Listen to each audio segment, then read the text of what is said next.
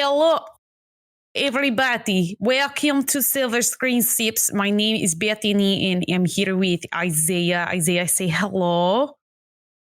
Hola. No, wrong accent. You're supposed to do a little accent like me. Say hello. Yo come Dios. All right, take two. Okay.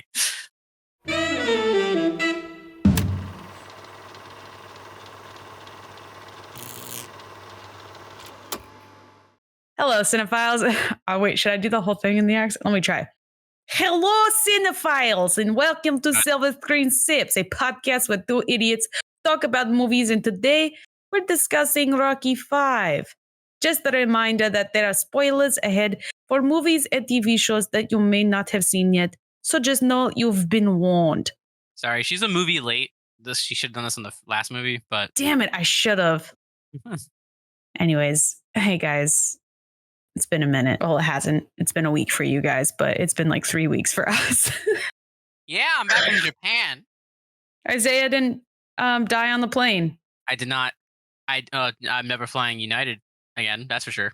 Why? What happened? United is ass. Oh, yeah. I've never taken that. I usually take Delta. Oh God. Why? What's wrong with Delta? Delta, United, and American Airlines are all like the three. JetBlue though, we rock JetBlue, but JetBlue doesn't fly to Japan, so JetBlue is a banger, I will admit. It's a good, solid choice. And if you're really feeling lucky, Spirit. I have taken Spirit before, and I didn't die. You take Obviously, Spirit, I'm here. You are ready to take, like, you gamble with your life, and then you go gambling. Yes, and if you survive a Spirit airline flight, then you buy a lotto ticket. You buy a lotto ticket, or you go to the casino, and trust me, your results will be good. Anyways, yes, welcome to the show, to the podcast, whatever this is called. I guess we can start off with something, a segment, I guess, perhaps. Segment? Well, I would just like to announce that there's several updates that are going on. What's going on? Well, lay it down. As you may know, the Eras tour is in full effect right now. Oh God. They decided to announce it a day early. Like, they released it a day early. Nobody knew that was happening until the day of. So that was funny. However, I'm getting live updates right now from the theaters of people just absolutely just screaming Taylor Swift songs right now. Oh my God. As if I don't get enough of that already. Yes. Second bit. Yeah, I'm back from Japan. Great time. Whoop, I whoop. can't wait to go back. I am already planning the next trip. Nice. It will be happening probably in January if I can make it. Totally recommend. Yeah, guys, go to Japan. Come back and let us know how it is.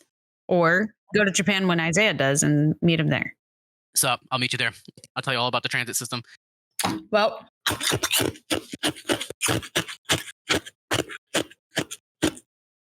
glad you had a good time. Okay. keeping that in. Sorry, I decided to chew an ice cube, so I apologize. I'm glad you had a good time, and I'm glad you're back, even though I'm glad you were there and able to do it. I am also glad you had were a break back. for me. That's what that is. It wasn't really a break from you because I had to edit all the episodes, so I still heard your fucking voice every day. I couldn't escape. But yeah, nice to see you again or hear your voice live. Again. Live and in studio.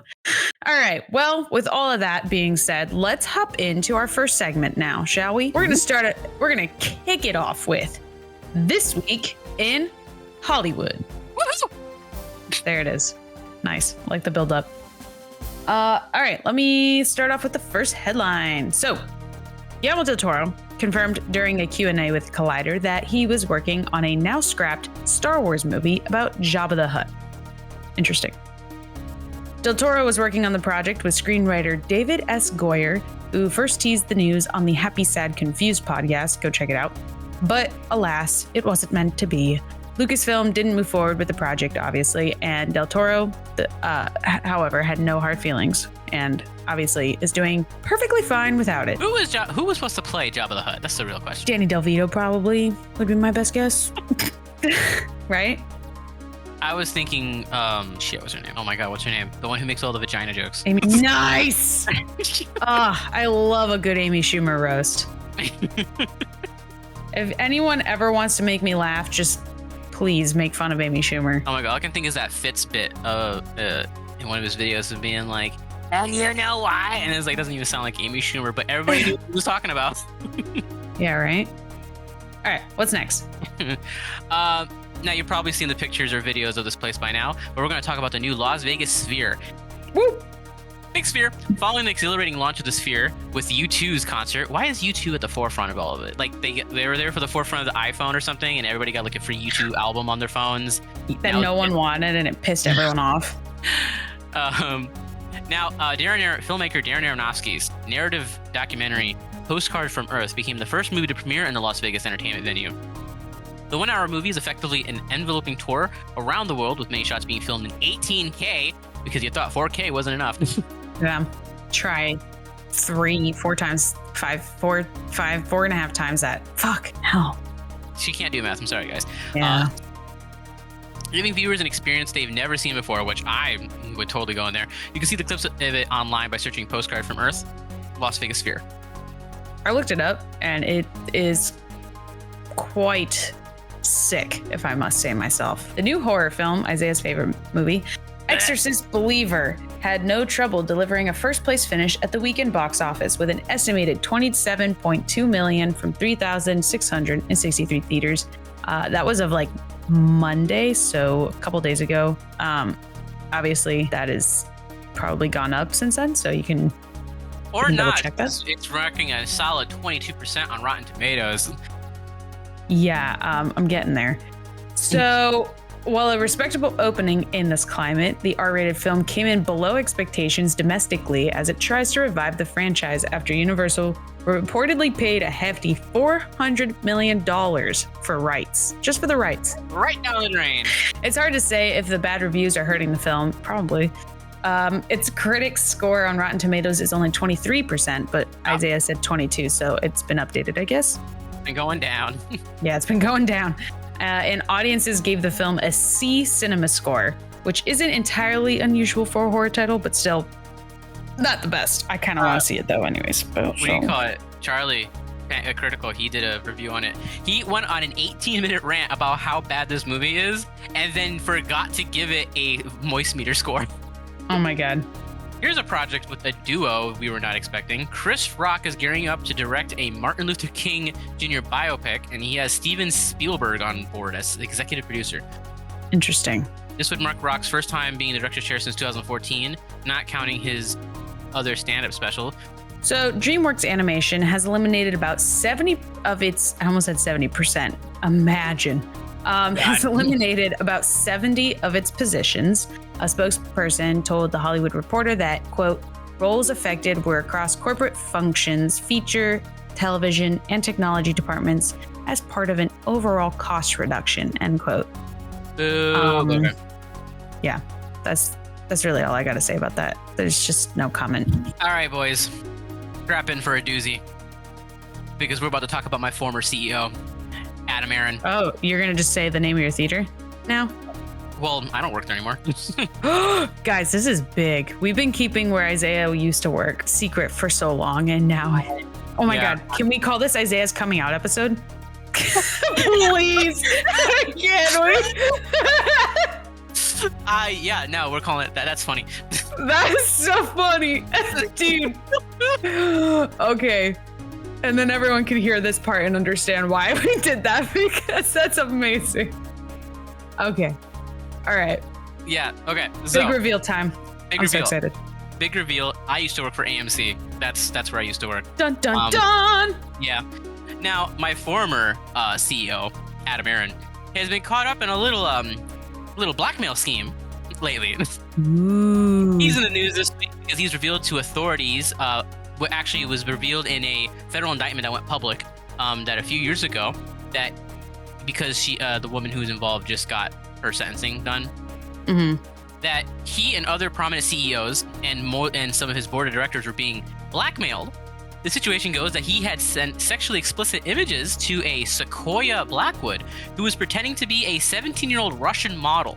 He had mixed up this fake person that she was using to extort him with a prior relationship that he had with someone else. Interesting. He is noted as victim number 1 in the federal indictment. Okay. Because there's many, apparently. And at one point, Blackwood even revealed that she had the unlisted cell phone numbers of at least 6 AMC board directors. Wow. And there was a quote I read somewhere that was really funny because of the way they worded it.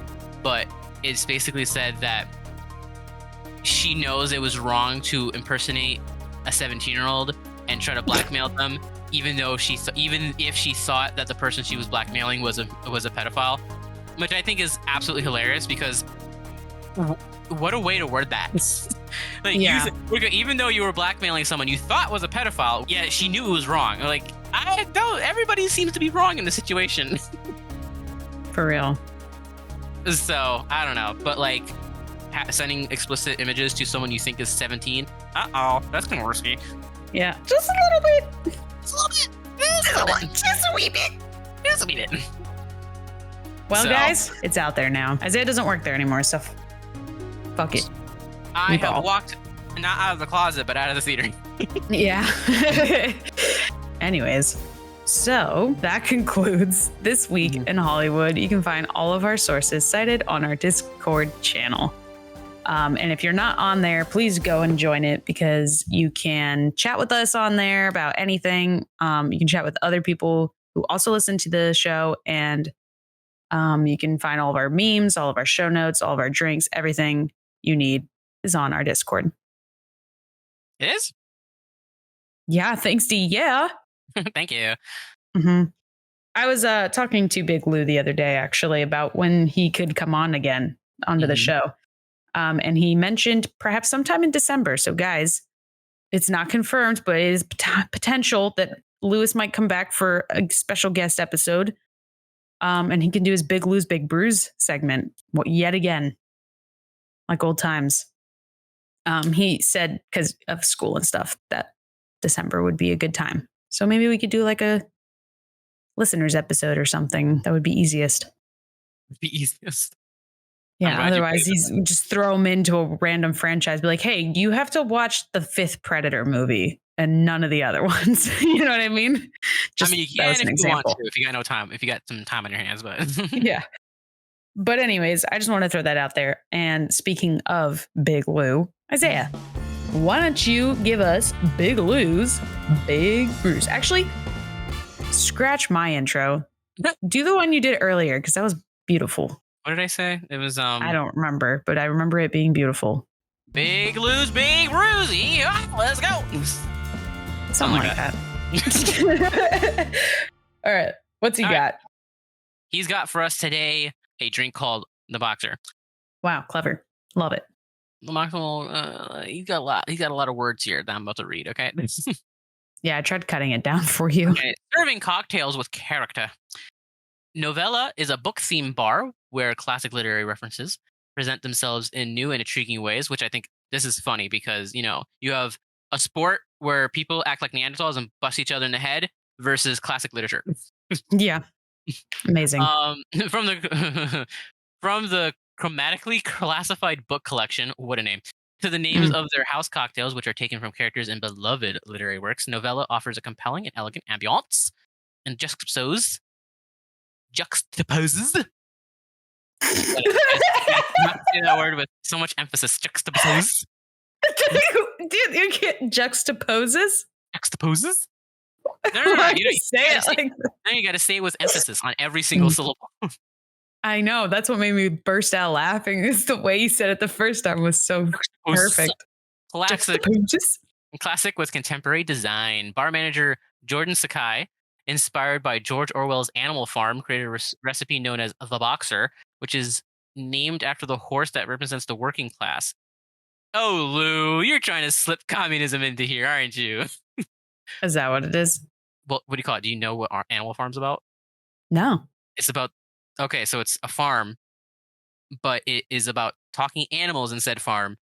But it all is a metaphor. Oh, like back at the barnyard. Yes. Otis is Vladimir Putin. Okay, I'm getting. No. I'm following. Okay, so Animal Farm, one of my favorite books. Animal Farm is basically a book about a farm with talking animals who end up taking over from the farm owner, in which it is a metaphor for the rise of communism. And it ends with, like, I think the pigs are the communists, and it ends with them being fat and inside the house while the rest of the working classes, which is all the other animals, end up stuck outside. Okay. Which, if you never read Animal Farm, go read Animal Farm. Great movie. Great book. Great movie. Also a great movie. Also, if you want, go watch Back at the Barnyard. Also great. Remember, Otis is a communist. Daryl, there's cows outside. It's cow farm. There's gonna be cows outside. So good. Wait, the execution of that line. It's cow farm. There's gonna be cows outside. Okay. Anyways. Okay. Like the character, the drink is stiff, strong, and direct. Oh. Also, apple and walnut seem rather like ingredients a horse would like, which is true. Clever girl. Obviously, the boxer title can correlate with the new boxer we see enter the arena, Tommy Gunn, which, much like the book's character, Tommy Gunn is also stiff, strong, and direct. I added that part. Okay. Yeah.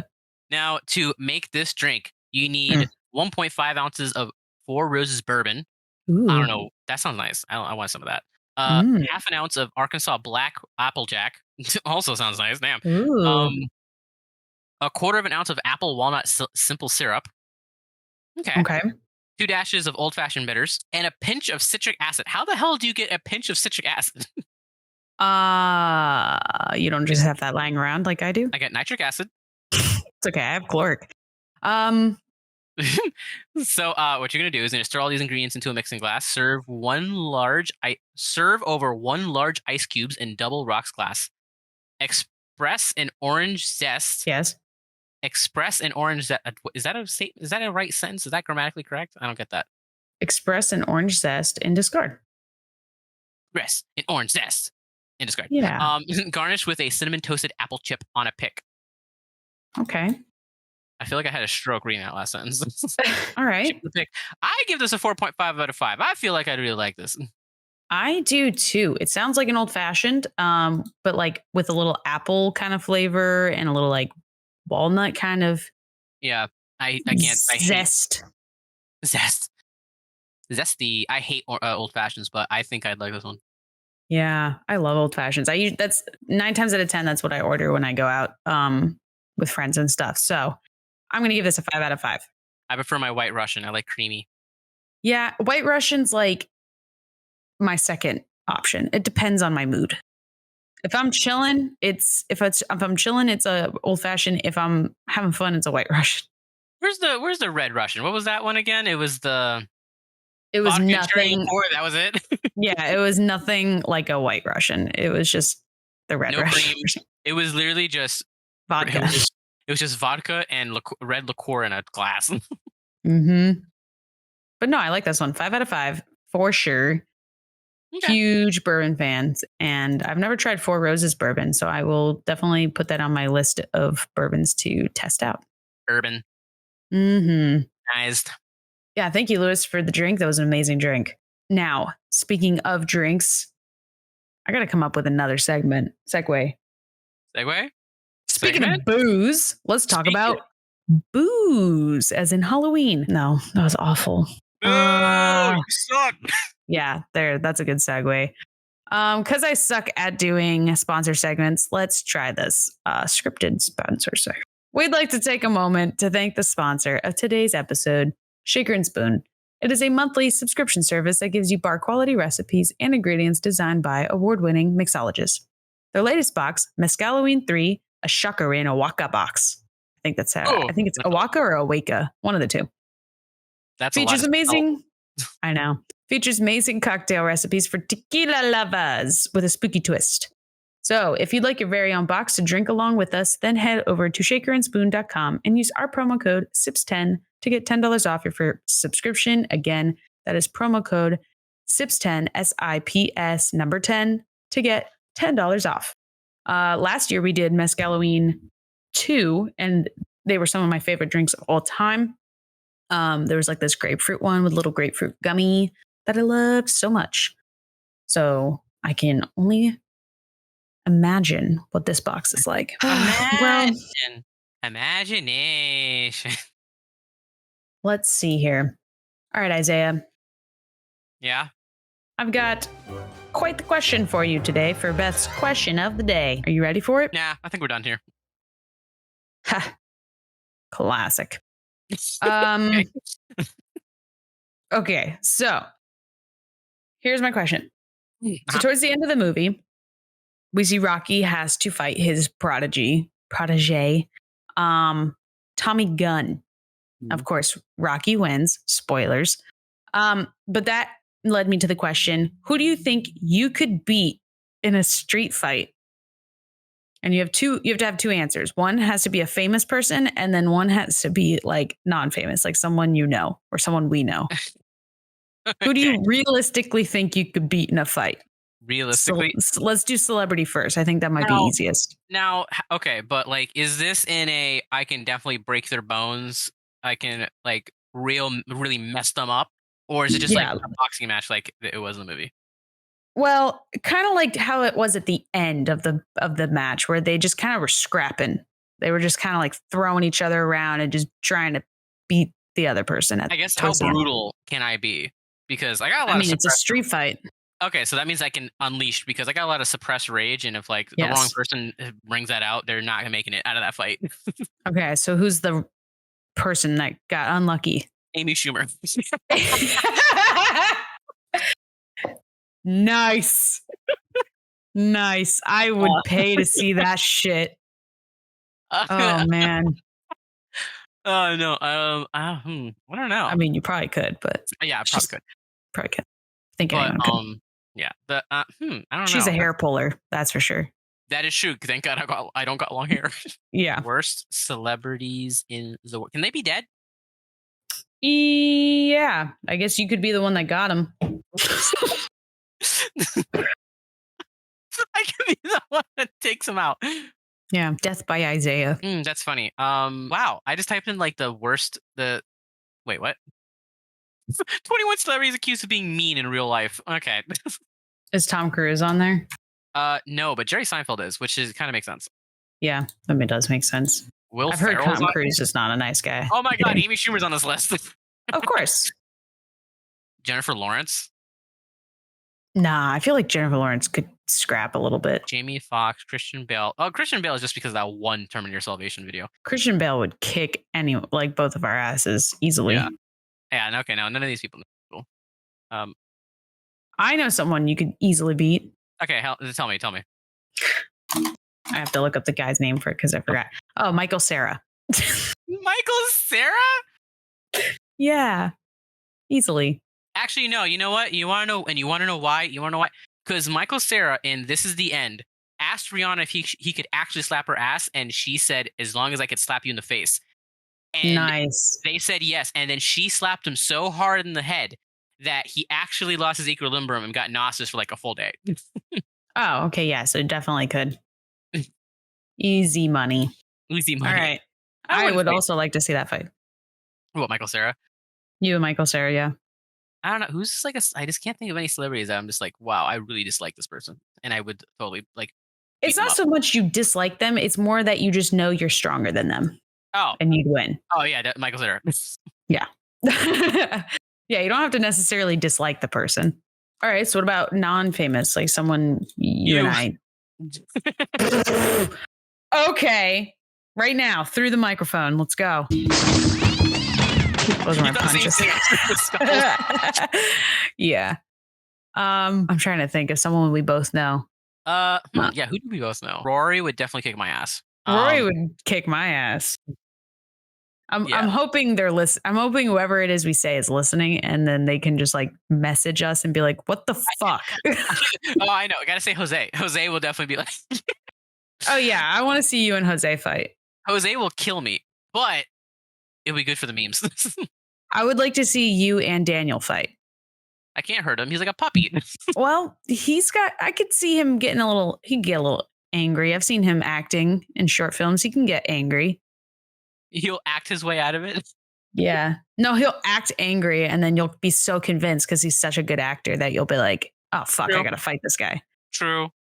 Daniel P., you know who you are. I hope you're listening. I mean, you usually do. So text us if you're, and we'll arrange for you and Isaiah to fight. That will be our collaboration. That will be the podcast episode. Oh, yes. Yes, please, everyone, go check out our friend's podcast. It is Your Movie, My Movie podcast. It's very similar to ours, except they don't drink. So if you are alcoholics, check us out. Stay here. If you want to just chill and have a good time without drinking, go check their podcast out too. They're great. Good friends of ours, Steven and Daniel. Yeah, that's going to be when we feat on each other's episode, is us beating the crap out of each other. Yes, that is going to be our first crossover for sure. In the ring. Meet me in the actually not the ring. Sorry, meet me on the street. Meet me in the theater. Yeah, meet me in the theater. We'll throw down in front of the screen. Okay, those are. So, do you want to go with him then? Yeah, just for the clout. Beautiful. Okay, great answers. Yeah, mostly gave them to me, but yeah. Yeah, sorry. Well, do you have a different answer? I don't actually know. Those are great choices, though. But yeah. Oh, who would you fight? Yeah. I don't really care about your answers. So next. Yeah, you never do. I always have to just like butt myself in and answer. Yeah. So who you fighting? Who you fight? Is it also Daniel? Yeah, let's both take him on. Just 2v1 right now. The only way. I'll take on Steven. There we go. You take on Daniel. I'll take on Steven, and we're good. The two podcasts will compete. Okay. Yeah. I bet. Let's do that. Famous wise, I don't know. Also, Amy Schumer. Yeah, let's just both kill. No, not kill. Sorry. Let's both just beat her up. No, I would probably say like, oh, you know who I actually would love to beat up? Yeah. Or like, I know I could beat in a street fight, I should say. The new Snow White actress. Rachel Zegler? Yeah. Oh, I'd love to kick her ass. Isn't she like 19? She's 22. She's only a year younger than me. Sorry, she looks like she's 19. Yeah, I could do it. That's my answer. Or Taylor Swift. I'm going to piss off so many Swifties, but you know what? Eras Tour, more like Eras Throwdown. So Taylor Swift and Rachel Zegler. Yeah, I'll take them both on at the same time. Easy money. Easy money. Pay me. I'll just shake it off. Moving on. Anyways, what are your facts, Isaiah? I have facts. It's time for facts. Let's fact get time with me. factual. Wow, you were really just not. I'm sorry. Damn. And I was homeschooled. Clearly. The shows. Okay. You're one to talk. Alrighty. What are your facts? Okay, so I don't have a lot because spoiler alert, no one cares about this movie. Spoiler alert. Someone does. Yeah. Anyway. It's gonna be interesting. I saw your Letterboxd review, and I was like, oh, this will be a fun episode. Yeah. Anyways, let's hear them. Yeah. All right. So, Sage Stallone, who is Sylvester Stallone's real life son, he portrays the son in the film. Now, in Rocky IV, he was portrayed as a 9-year-old child, which I believe was Sylvester Stallone's other son. Now, Sage is 14 at the time of filming of this movie, making him a teenager in Rocky V, despite it only taking place days after the events of Rocky IV, meaning that his son aged 5 years in the week that he was gone. His puberty skyrocketed. Yeah, like it caused him to go through time. Yeah, each day was a year for him. Yeah. Now, Sylvester Stallone told the Sun in 2010 that the reason he made the movie was, I'm greedy. What can I tell you? It was a mistake because the audience didn't want to see the downside of the character. They wanted him to remain on top. I don't believe that. He was just being greedy. Let's be honest here. He just wanted Damn. At least he's honest. You know, I respect that. Yeah. He also, so in the original script, Rocky was supposed to be killed during the final fight with Tommy, dying in Adrian's arms in the street. Whoa. Would Yeah. not have liked that. No, I don't think anybody did. Neither did the producers, so that's why they asked them to change it, and they convinced them otherwise. Fair. Okay, so now for our final fact, because I told you not a lot. Oh, wow. Yeah. On Friday Night with Jonathan Ross in 2001, Sylvester Stallone was asked to give each Rocky score. Out of 10, he gave this one a 0. Wow. Really? And I agree with him. What? A 0? A 0. Okay. Wow. That's okay. This is going to be interesting. Yeah. This is going to be really interesting. Real interesting. I can tell already. I sense a fight coming and an argument. I sense yelling in the next 10 minutes. Oh, okay. I just feel that you and I have very different opinions on this movie, and I don't think I'm willing to change my opinion, and I don't think you're willing to change yours. Nope. So I think if I had to fight someone, it would be you. Answer? Yes. All right. And you win. Do you want to go first then? Oh, well, thank you for your facts, by the way. But do you want to go first, or should I go first so you can shit on me? You go first so I can shit on you. That sounds wrong. All right. Shit on my chest. Jesus Christ. Okay, so here's where we're going to start off with. I have 2 notes that I wrote down on my phone, but the rest I'm going to say from memory. Okay, that always goes well. As everyone knows, or as some of you may know, when I write my notes, I have a pros and cons list, and then I have like an others section where I just kind of write like random thoughts. So for this movie, I had in my pros section the soundtrack. I'm not gonna lie, the soundtrack was kind of a banger. It was good like 90s hip hop, which I am a sucker for. Mm-hmm. Or 80s or whatever. And then the cons, which could also kind of be pros, depending. That's literally the opposite of that's an oxymoron for sure. Well, hear me out. It's a con, but it's also a pro here. Okay. French titties. Excuse me? In the beginning of the movie, the drawing. Yeah? French titties. I mean, okay. That's a con because I was like, okay, that was unnecessary. But it was also a pro because it's like boobs. Yeah. You know? Who doesn't love a good boob? Touche. Yeah. Anyways, that's all I wrote down. So. Oh my God. But here's what I kind of thought of like the overall film. Uh-huh. I liked it a lot more than I was expecting, honestly, because a lot of people going into it was telling me it was like the worst, which I will admit it's probably the least content substantial, if that makes sense. Like there really wasn't any, like it wasn't a necessary film at all. Didn't need to happen. I will admit to that. But watching it, I wasn't like, oh my God, this is fucking stupid. I was just like, all right, it was a Rocky movie, like whatever. So I was kind of like meh about it. I will say though, for once, I felt like there was an opponent that had like a legitimate backstory and wasn't just like a random fighter that was like super strong and wanted to fight Rocky. It was like, no, Rocky, like we got to see this character kind of like grow throughout the movie, if that makes sense. Like I think the only other one that felt similar was kind of Apollo, but not super much. We didn't really get to see like why he wanted. I mean, we kind of did, but I just felt like Tommy Gunn had a much stronger backstory and like character motivated backstory.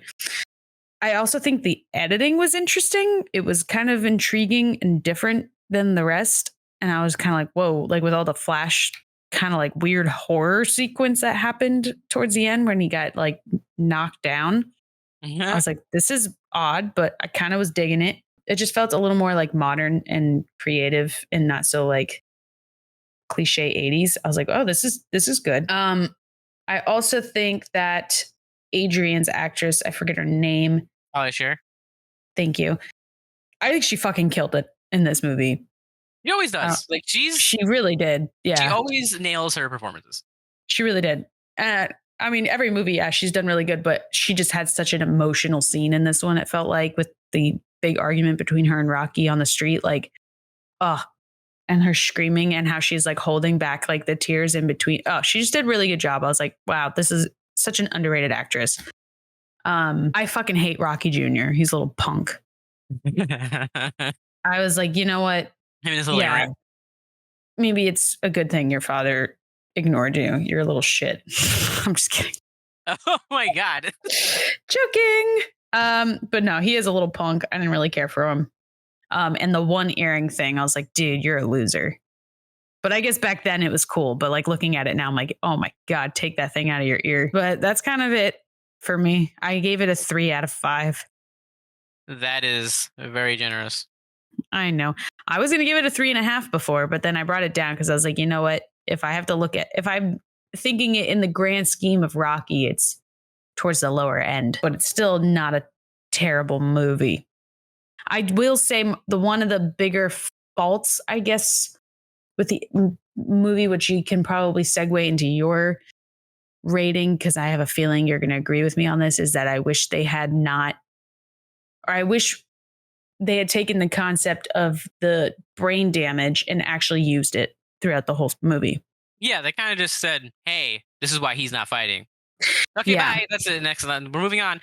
Like he was like, I can't get my hands to stop shaking. And they're like, you have brain damage. And then like the rest of the movie is just like, if he gets hit a little hard, he sees he gets like vertigo or some weird thing. It was like not really talked at. I mean, it was talked about because like obviously Adrian didn't want him to fight anymore because of it. But like he fought a guy and didn't die. So he's okay. And it was bare knuckle fight. Like it wasn't even with gloves. And he fucking survived. So that was like I would say my biggest issue with it. But yeah, go ahead. What do you? I'm ready. Let me get the wipes. Okay. I just like to mention that the opening went all Terminator style. Was not expecting that.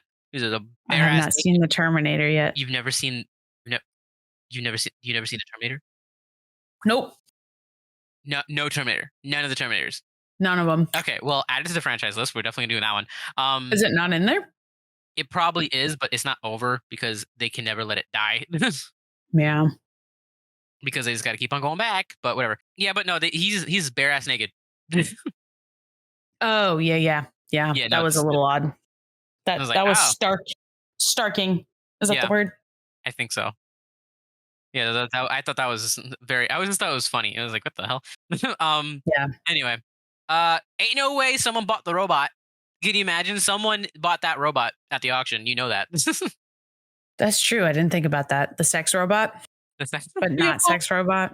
Poly-sex robot. Yeah. Yeah. So I can't believe. So you got to think about it. Someone bought that. Now, Paulie is an ass. Even more. He's the cause of all their problems. Like, why do they keep him around? My God. I will say. So annoying. Listen, I don't like Paulie at all. But I felt like out of all the movies, in this one, he seemed the least annoying. Like, yeah, he did fuck up big time, but like he kind of like just wasn't as much of a dick. He was kind of timid in this one. And like when he did speak up, he fucking yelled at Tommy Gunn. He was like, "You're a fucking asshole." I was like, whoa. Finally, putting that rage to someone who actually needs it. Finally, Paulie, like you got a little bit of sense in you. And then that was like the only thing he did that I was like, okay, that was fine. But out of all the movies, this was probably the least Paulie one. Now, this one's kind of depressing. I don't like how depressing it is. Like I mean, it's a different vibe. I'll give him that. But also like it's just very depressing. Yeah. Now, Duke, what's his name? Duke Royalty, whatever his damn name Duke is. Silver. Duke Silverman, whatever his name is. That's a Parks and Recreation thing. I don't know. Whoever the Duke guy is, do something. He is just so annoying. Borderline stalking. Dude, he's so loud. I know, like, he's supposed to be based off like I think what's his name? Only America, that guy. Don King, Don King. I know he's supposed to be based off that guy, but like oh my god. Like every time he'd be on screen, he would just be talking and I'm like, "Oh my god, was someone like Rocky, please, if you're going to punch somebody, punch this dude. Punch him Yeah. more. I'd rather you punch him more than Polly right now." And he does hit him, which was very satisfying. Yes, which was very sad. Which I get it was the point, but also like there's like a line of just annoying to be, yeah, I need him to get his comeuppance, to just straight up being unbearable, which Yeah. he kept on crossing that line. And then Yeah. also so then I wrote my notes, the line where someone said explode all over this guy. I, Oh boy. yeah, that was this type of there. However, I do think Rocky's son has probably the most realistic reaction to the situation just being straight up ignored. Like, like, oh, we call him your son, and then I just get ignored for like this white dude, like this like 6'4" white dude. Like, oh, now I'm not your son. Tommy Gunn's your son, basically. Like the reaction that the son was having kind of made sense. I was like, okay, that's kind of realistic. Mhm. Like it made sense, and then it kind of got a little wacky at the end there. But it is what it is. And then also, okay, so what the hell was the third act? What the whole street brawl, everything past the third act made no damn sense. It was just someone just like, oh, we need to end this movie, and just went all just haywire. I don't know what the hell happened there. I honestly wasn't expecting them to just fight in the streets. I was expecting them to fight in the ring and stuff, if anything, or like it's set up for the next one kind of thing. Like it would have ended at like, all right, we'll fight, and then it would have ended and been like Rocky 6, the final chapter. Okay, you got Marvel brain, because that's Yeah, you're right.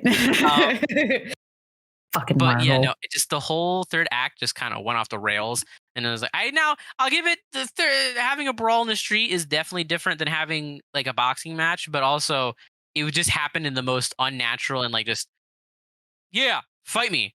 And the next thing you know, they're like almost killing each other, and everybody's just like watching. No one called the cops. I love the line though. You got to admit the line though, where he's like, "My ring's outside." That was fucking line was amazing. That was so funny. It's so stupid. And then I don't know. It got crazy. I don't like this movie. You can feel that the fact that like this movie was made just to make some money, like you can feel it, but it's just boring, depressing, and then it's just kind of goes on for a little too long than it needs to be. And then yeah. So I gave it a 1.5, but I will admit the stuff that you told me, I do have to agree with. And Okay. still I'll bump it up to a 2. Wow. Oh, I'm glad. And you know what? I also agreed with pretty much everything you said as well. But I will keep it at a 3. It's just one of those movies that I'm like, I wasn't angry at it. I was kind of just like, all right, it's fine. Yeah, but it's definitely a downgrade to the masterpiece that is Rocky 4. Yes, I will admit. In hindsight now, I feel like my least favorite has been the one with Mr. T. Really? I think so. I mean like fighting wise. I just felt like Mr. T was the most random one. Oh, yeah. Like everyone else, every single other one, it's like, okay, there's like some sort of story there. But Mr. T was just like some loudmouth that was like, I want to fight. And you're like, okay. Was that Rocky 2? Yeah. No, Rocky 3. Who was Rocky 2 was Apollo again. Oh, right. Yeah. It's funny because I feel like Rocky 3 was the true Rocky 2. Yeah, right. All right. Well, that wasn't as heated as I thought. Wasn't bad. We kind of screw you, Beth. Your opinion's wrong. Yeah, you know what? You're a meanie. All right. Thank you, everyone, for listening to today's episode. Please be sure to send in your movie suggestions for our upcoming listeners episode. It's in 2 weeks. We have Rocky 6, and the listeners episode is right after that. It is Halloween themed. So please send in your spooky suggestions. We've got quite a few already to pick from, but we'd love to get some more suggestions just so we have more options to pick from. And of course, if you're not already, please be sure to follow us on Instagram for any and all updates regarding episodes, any future guests we might have, and any other upcoming events that are important to share with you guys. But yeah, we'll see you all next week in our final installment for this season with Rocky 6, also known as Rocky Balboa. I don't know why they did that, but they did. It's his last name. I think it also means finale or something. Sure. I don't know. Perhaps. Perhaps. All right, we'll see you guys. You got to say the thing. Adrian! God, that was a loud one. Thanks.